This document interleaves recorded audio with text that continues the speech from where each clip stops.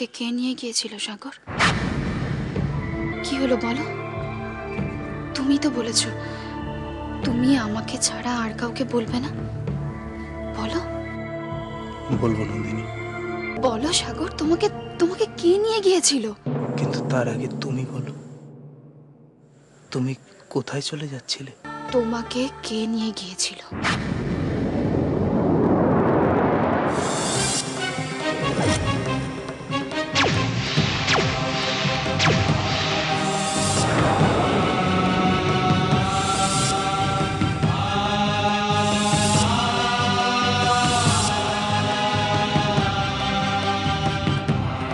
চন্দন মামা?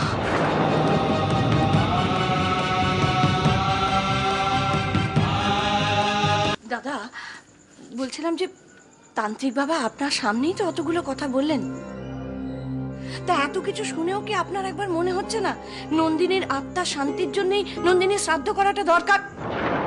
আপনি ভুল করছেন। এই বাড়িতে আমার মনে হওয়াটাই সবকিছু নয়, বাবার মতামতটা খুব জরুরি। তাহলে আপনার বাবাকে বোঝান যে নন্দিনীর শ্রাদ্ধ যতক্ষণ না হচ্ছে ততক্ষণ আপনার শানুও সুস্থ হবে না, আর আপনাদের ব্যবসারও অবনতি হবে। কি ব্যাপার ভাগ্নি, এত সকাল সকাল? কি করবে বলো? তুমি তো আর খবর দেবে না, তাই আমাকে নিজেই আসতে হলো। কি খবর ভাগ্নি? বাবা, মামা, তুমি যেন আকাশ থেকে পড়ছো। হ্যাঁ, তাড়াতাড়ি দাও মামা, আমি মাথুরটাকে দাঁড় করিয়ে এসেছি রাস্তায়। তাহলে কি দেবো আমি তো কিছু বুঝতে পারছি না। আরে বাবা, কর করে 50 লাখ টাকা গুনে নিলে আর ভুলে গেলে? মামা, আমার ভাগটা দাও তাড়াতাড়ি। ও টাকা,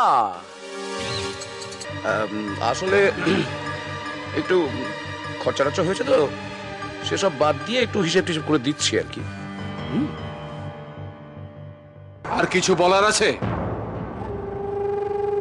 না মানে জয়দারবাবু দেখুন, আপনি ধমক দিয়ে আমাদের চুপ করিয়ে রাখতে পারেন, কিন্তু গ্রামের আর 5টা লোক, ওরা তো চুপ করে থাকবে না। এই অবস্থায় এইভাবে তাকে জোর করে নিয়ে এলো।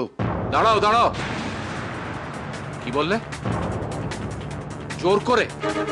তা না তো কি জমিদার বাবু, ঠিক আছে আমার কথা না হয় বিশ্বাস হচ্ছে না, ওর বাবাকে ডাকছি, তার সাথে আপনি জিজ্ঞাসা করুন। মিষ্টু, হ্যাঁ ডাক ষষ্ঠীকে ডাক। ডাকি। গ্রামের লোকেরা কি বললো না বললো তাতে কিছু যায় আসে না, ওদের কথা শোনার কোনো দরকার নেই।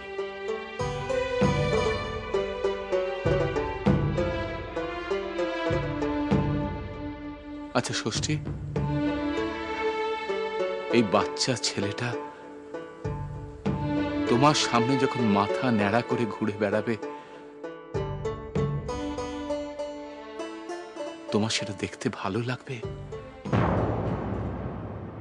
বলো, ভালো লাগবে?